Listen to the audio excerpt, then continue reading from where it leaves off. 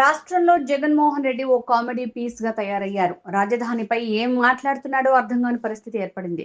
అమరావతికి చట్టబద్ధత కల్పిస్తే రాజధానికి మావిగన్ అనే పేరు పెట్టాలని జగన్ చెప్పడం ఏంటని ప్రశ్నించారు. ఆ రకంగా మాట్లాడటం అనేది ప్రతి ఒక్కరు కూడా ఖండించాల్సిన అవసరం ఉంది. పేర్లతో అధికారుల్ని బెదిరించడం, పేర్లతో పాటు కులాలు కూడా పెట్టి మాట్లాడటం అనేది గతంలో ఎప్పుడూ లేదు. ఇలాంటి నీచమైన సంస్కృతి తెస్తా ఉన్నారు. ఇది చాలా దురదృష్టకరమైనటువంటి విషయం. ఎందుకంటే ఇవాళ కులాలకి ఏం సంబంధం ఉంది? అధికారులు వాళ్ళ పనులు వాళ్ళు చేస్తారు, యాజ్ పర్ రూల్స్ చేస్తారు, కోర్టు డైరెక్షన్స్ ఉంటాయి. వాళ్ళని బెదిరించే కార్యక్రమాలు చేయడానికి వాళ్ళ వైఎస్ఆర్ పార్టీ దిగజారుతూ ఉంది. ఇవన్నీ కూడా మేము ఎట్టి పరిస్థితుల్లో ఉపేక్షించే సమస్య లేదు. ఇవాళ ఇంకా చాలా సమస్యలు ఉన్నాయి ఈ రాష్ట్రంలో.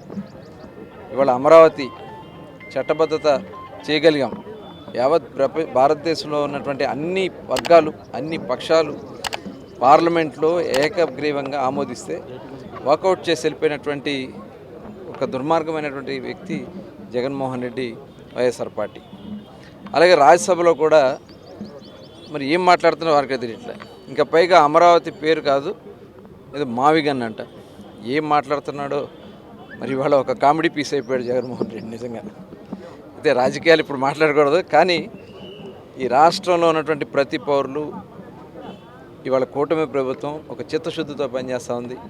అన్ని ప్రాంతాలను కూడా అభివృద్ధి చేస్తున్నాం. ఇప్పుడు ఉత్తరాంధ్ర ఉంది, ఉత్తరాంధ్ర సుజల స్రవంతి ప్రాజెక్టు కానీ, అక్కడ కావాల్సినటువంటి ఇండస్ట్రీస్ కానీ, భోగాపురం ఎయిర్పోర్ట్ కానీ, అలాగే ఆర్సెలర్ మెటల్ కానీ, డేటా సెంటర్ కానీ, ఇవన్నీ వస్తాయి.